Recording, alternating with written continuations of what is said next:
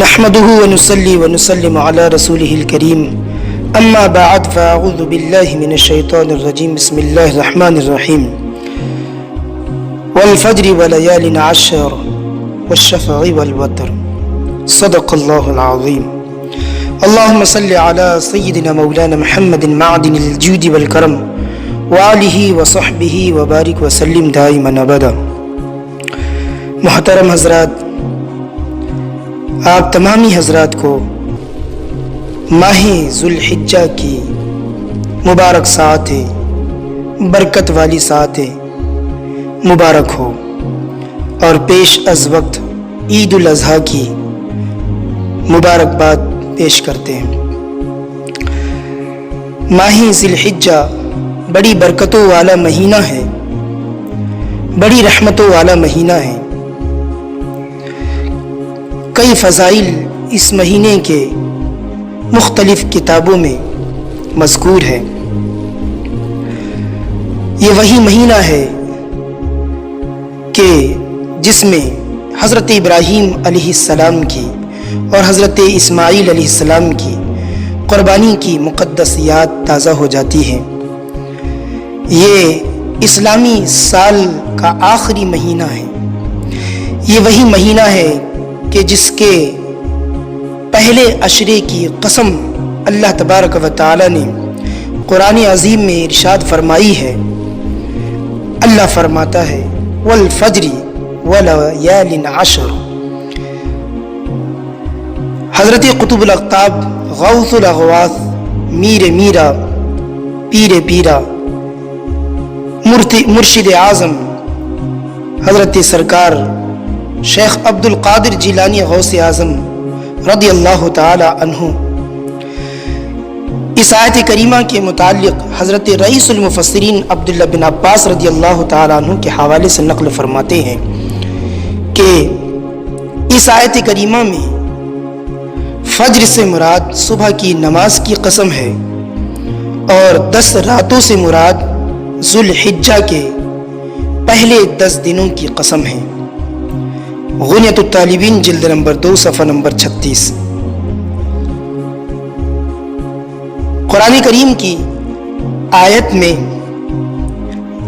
ذوالحجہ کے پہلے 10 دنوں کی قسم ارشاد فرمائی گئی ہے، اور پہلا عشرہ بڑی فضائل کا حامل ہے۔ چنانچہ اس بارے میں چند احادیث کریمہ وارد ہے، جیسا کہ امام بخاری علی رحمت و رضوان نے حضرت عبداللہ بن عباس رضی اللہ تعالی عنہما کے حوالے سے روایت فرمایا، عن النبی صلی اللہ تعالی علیہ وسلم ما من ایام العمل الصالح فیہا احب الی اللہ تعالی من هذه الایام یعنی ایام العشر۔ قال یا رسول اللہ صلی اللہ علیہ وسلم ولا الجہاد فی سبیل اللہ؟ قال ولا الجہاد فی سبیل اللہ الا رجل خرج بنفسہ ومالہ ثم لم يرجع من ذلك بشیء۔ اللہ کے رسول صلی اللہ علیہ وسلم فرماتے ہیں کہ ان 10 دنوں میں یعنی ماہ ذی الحج کے پہلے عشرے میں 1 ذی الحج سے لے کر 10 ذی الحجہ تک، ان 10 دنوں میں جو نیک عمل کیا جائے گا اللہ تبارک و تعالیٰ کو وہ سب سے زیادہ محبوب اور پسندیدہ ہے بنسبت دوسرے دنوں کے۔ صحابہ نے عرض کیا یا رسول اللہ، کیا اللہ کی راہ میں جہاد کرنے سے بھی افضل ہے؟ تو سرکار علیہ الصلوۃ والسلام نے فرمایا اللہ کی راہ میں جہاد کرنا بھی اتنا افضل نہیں جتنا ماہ ذی الحجہ کے پہلے 10 دنوں میں نیک عمل کرنا افضل ہے۔ ہاں، اس کی فضیلت زیادہ ہے جو آدمی اپنے مال اور اپنی جان سمیت راہ خدا میں نکلا اور پھر اللہ کی راہ میں مال بھی اور اپنی جان بھی دے دی، کچھ بھی واپس لے کر نہ آیا، ایسے شخص کی فضیلت اس سے زیادہ ہے۔ بخاری شریف جلد نمبر 1 حدیث نمبر 969۔ اسی طرح ایک دوسری حدیث میں وارد ہے جس کے راوی حضرت ابو ہریرہ رضی اللہ تعالی عنہ ہے، فرماتے ہیں عن النبی صلی اللہ تعالی علیہ وسلم یعدل کل یوم منہا بصیام سنۃ وقیام کل لیلۃ منہا بقیام لیلۃ القدر۔ فرماتے ہیں ذوالحجہ کے پہلے عشرے میں ایک روزہ ایک سال کے روزے کے برابر ہے، اور ان میں عبادت یعنی نفل نماز پڑھنا اس کے ہر رات کی عبادت شب قدر کے برابر ہے۔ اس حدیث پاک کو ترمذی نے روایت کیا۔ حدیث نمبر 758، اور اس حدیث پاک کو ابن ماجہ نے بھی روایت کیا 1728 کے تحت۔ جس طرح اس مہینے میں نیکی کرنا، عبادت کرنا بڑا فضیلت کا حامل ہے، اسی طرح اس مہینے میں روزے رکھنا بھی بڑا فضیلت کا حامل ہے۔ چنانچہ حضرت حفصہ رضی اللہ تعالیٰ عنہ روایت کرتی ہے کہ نبی کریم صلی اللہ تعالی علیہ وسلم کا یہ معمول مبارک ہوتا کہ حضور نہ عاشورے کے روزے ترک فرماتے تھے اور نہ ذوالحجہ کے 10 پہلے عشرے کے روزے، اور نہ ہر مہینے کے 3 دن کے روزے، یعنی حضور ہر مہینے 3 دن کے روزے بھی رکھا کرتے اور ذی الحجہ کے پہلے عشرے کے روزے بھی رکھا کرتے اور عاشورے کا روزہ بھی رکھا کرتے۔ مسند امام احمد جلد نمبر 6 صفحہ نمبر 287۔ اسی طرح اس کی روایت نسائی نے کی جلد نمبر 7 صفحہ نمبر 220۔ ذوالحجہ کے روزے کے متعلق حضرت ابو قتادہ رضی اللہ تعالیٰ عنہ روایت کرتے ہیں کہ اللہ کے رسول صلی اللہ تعالی علیہ وسلم نے فرمایا 9 ذی الحجہ کا روزہ 2 سال کے روزے کے برابر ہے، اور عاشورے کا روزہ 1 سال کے روزے کے برابر ہے۔ مسند امام احمد صفحہ نمبر 381۔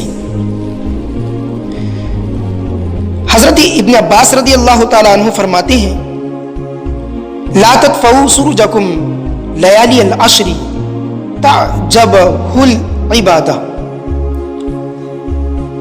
فرماتے کہ ذوالحجہ کے پہلے عشرے کی راتوں میں اپنے گھروں کے چراغ نہ بجھاؤ، یعنی رات بھر عبادت کرتے رہو، کیونکہ یہ عبادت کا مقدس مہینہ ہے۔ حضرت امام غزالی رحمۃ اللہ تعالی علیہ نے اپنی مشہور کتاب مکاشفۃ القلوب میں ایک روایت نقل فرمائی ہے۔ حضرت ام المومنین رضی اللہ تعالی عنہ یعنی حضرت عائشہ صدیقہ رضی اللہ عنہ روایت کرتی ہے کہ ایک نوجوان تھا جو رسول کریم صلی اللہ تعالی علیہ وسلم کی احادیث سنا کرتا تھا۔ جب ذوالحجہ کا چاند نظر آیا تو اس نوجوان نے روزے رکھنے شروع کر دیے۔ یہ خبر حضور کو پہنچی، حضور نے اسے بلایا، سرکار کی بارگاہ میں آیا، عرض کیا الصلاۃ والسلام علیک یا رسول اللہ۔ حضور نے سلام کا جواب ارشاد فرمایا، پوچھا کہ تم اس مہینے کے روزے رکھ رہے ہو؟ عرض گزار ہوا جی۔ حضور نے فرمایا تمہیں کس چیز نے اس بات پر آمادہ کیا ہے کہ تم ذی الحجہ کے روزے رکھتے ہو؟ تو عرض کیا حضور میرے ماں باپ آپ پہ قربان ہو، یہ مہینہ حج کا مہینہ ہے اور قربانی کا مہینہ ہے، لوگ حج اور قربانی کرتے ہیں، میں روزے رکھ کے ان کی دعاؤں میں ان کے ذکر میں شامل ہونا چاہتا ہوں۔ تو حضور کریم صلی اللہ علیہ وسلم نے فرمایا کہ تیرے ہر روزے کے عوض اللہ تبارک و تعالیٰ تجھے 100 اونٹ قربانی کرنے اور 100 گھوڑے راہ خدا میں دینے اور 100 غلام آزاد کرنے کا ثواب عطا فرمائے گا۔ اور اگر تو 8ویں ذی الحجہ کا روزہ رکھے گا تو اللہ تعالیٰ تجھے 1000 غلام آزاد کرنے کا ثواب اور 1000 اونٹ قربان کرنے کا ثواب اور 1000 گھوڑے اللہ کی راہ میں دینے کا ثواب عطا فرمائے گا۔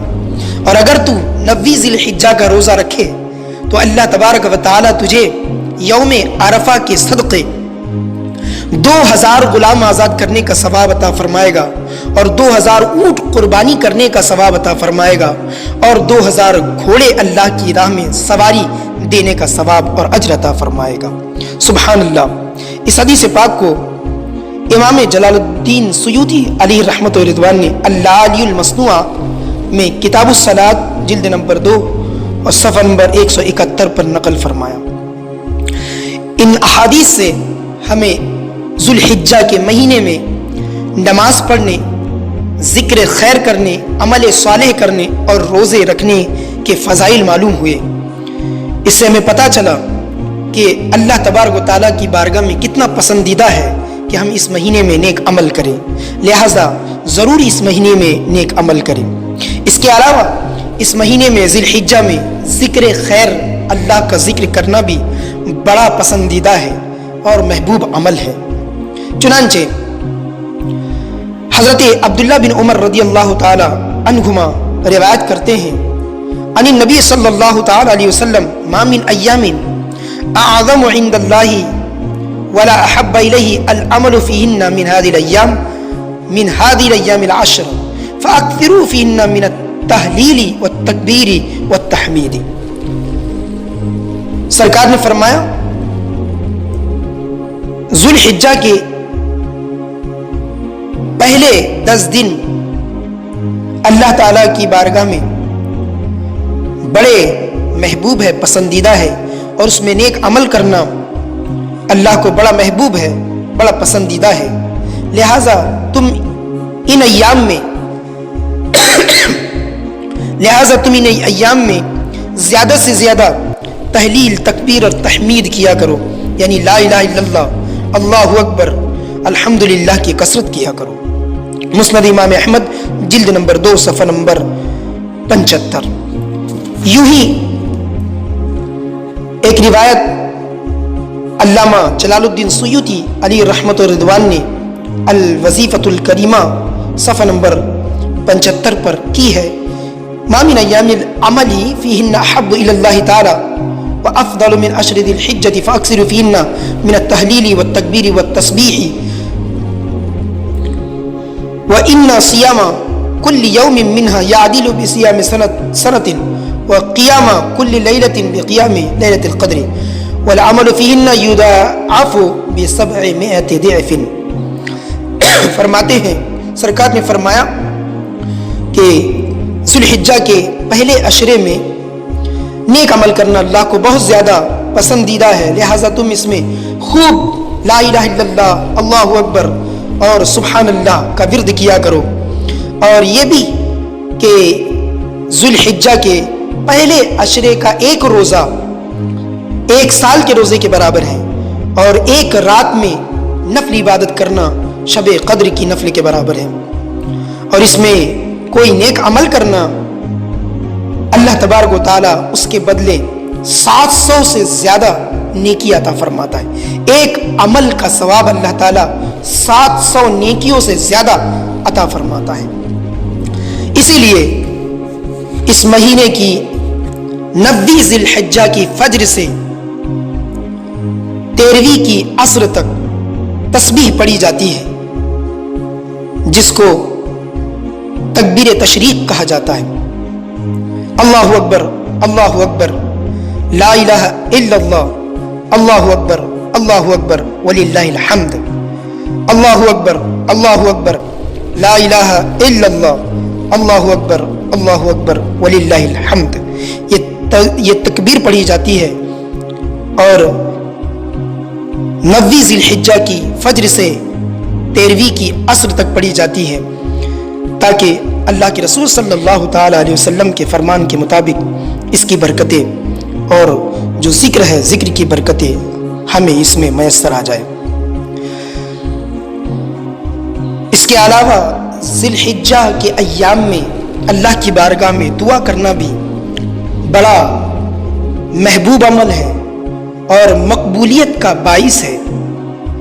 چنانچہ حضرت ابو موسیٰ الاشعری رضی اللہ تعالیٰ عنہ روایت کرتے ہیں ان الایام المعلومات ہی 9 ذی الحجہ غیر یوم النحر انہ لا یرد فیہن الدعاء۔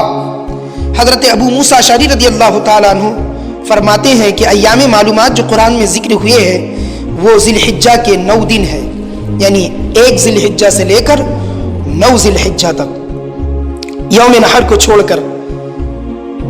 تو آپ فرماتے ہیں انہ لا یرد فیہن الدعاء، اس میں دعا کیا کرو، ذی الحجہ کے پہلے عشرے میں خوب دعا کرو، اللہ کی بارگاہ میں مانگو، کیونکہ ایسے ایام، ایسے مبارک ایام ہیں کہ اس میں کبھی دعا رد نہیں کی جاتی۔